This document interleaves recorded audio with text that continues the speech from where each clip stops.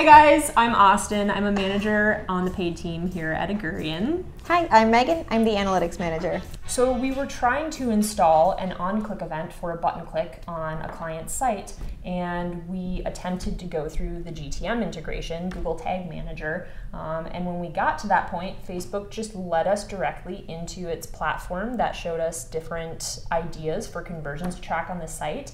It had a preview tool, it was nice and easy, and then I realized it had taken everything in-house and had its own tag management platform, essentially. You want to tell them about it? Yeah, definitely. Facebook rolled out a really cool new automatic event tagging feature. It's basically, it's code-free. It's super friendly to small and medium-sized businesses, right? Even for those of us who do code, it's really nice not to have to if you don't need to. In the past, you would have to crawl your client's site and look at the source code and try to figure out if there was a unique piece of code that could signify an event that you wanted to track, like a button click, and then be able to integrate that with Facebook's code and then pass it back into the platform. Doesn't take a brain surgeon or a site surgeon, but it does take a little bit of knowledge about code. And it looks like Facebook is now simply crawling the site for you and guiding you to different actions it thinks would be valuable and placing that code for you without needing to use Google Tag Manager or any other systems. It's all keeping it in platform for you. So one of the interesting things about how that Facebook pixel works is that it's JavaScript based. And for those of you who know that, so for those of you who know things about JavaScript, what that means is when it passes information through as part of this script, everything that it passes needs to already be defined. So that whole script has to live together, unlike a tag manager or something else where you can essentially take those little pieces and send that information one piece at a time. This Facebook script is really self-contained, so it has to stay all together. Right. Yeah, so there's not a really good user-friendly way to hard code every event that you want to use. Yeah. So in my view, as a digital marketer, this is making my life easier by allowing me to more quickly and easily track different conversions on my client's sites and optimize their campaigns. It's also making the process a little more foolproof and ensuring that I can debug things really easily and get things set up properly. But I'm sure there are a few other pros and cons. There are, yeah. I think it means a little bit something different to everyone who's going to use it. Yeah. And the good news is because it's code free and it's so easy to use, a lot of different people are going to have their hands on it, which is nice. Yeah. I would say for me, pros are obviously it's really easy to use. You don't have to be able to code. And I agree with you. I think the new debugging features are really easy and really user-friendly. Yeah. So you know for sure when something's working or not. Right. And if it's not, it's really easy to find out why, which is a big improvement from the previous versions. Yeah, in the past, I've worked with site owners who did something as simple as changing the color of the submit button on their lead form, and all of a sudden, we lost all of our conversion data because neither of us understood that that one simple change would throw all of that off and then throw all of our thousands of dollars in campaigns off. This was many moons ago, but this sort of situation would help us remedy that really quickly and just make sure that everything's running smoothly and then we're not losing any time or money. It's true, yeah. So there's a bunch of really cool things that are great. But there's a couple of cons in my opinion too. I think, one thing is that it's not customizable.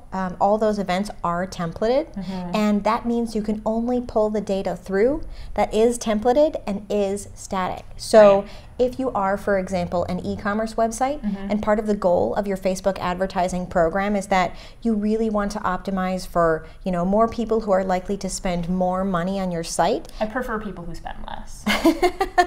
I think that's kind of rare, but if that whichever one of those terrible business person, whichever goal that you have, whether it's small amounts or big amounts, you're going to need that transaction total in order to optimize for that. One thing that you cannot get with the auto tag function is you can't get those dynamic values to come through. So those pieces do have to be hard coded. Yeah. The good news, on the other hand, is that those hard-coded events, they do still play nicely with the auto tag features, so you can use a combination of both. Right. Yeah, and I think, it's got some really interesting impact that I can see on the larger digital advertising industry. I think, part of what's fascinating for me is, when they rolled out this feature, they completely removed the Google Tag Manager integration. Yes. It used to be, steps 1, 2, 3, and Google Tag Manager publishes those tags that you need.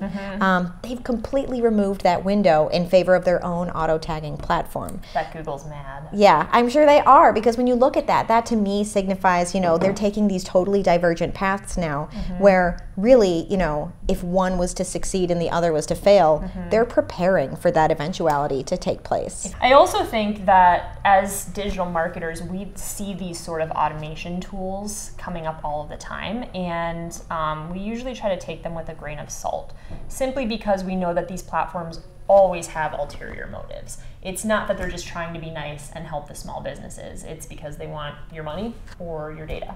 And so what we like to do is test them out and see if the payoff outweighs the cost to ourselves, to our clients.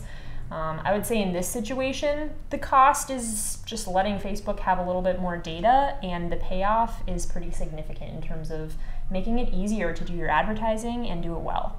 My final word at the end of the day is that it is really easy to use. I love that it's a code-free solution. The bummer is that, it's not customizable. And I think realistically, this is probably the first of many other iterations that they'll do.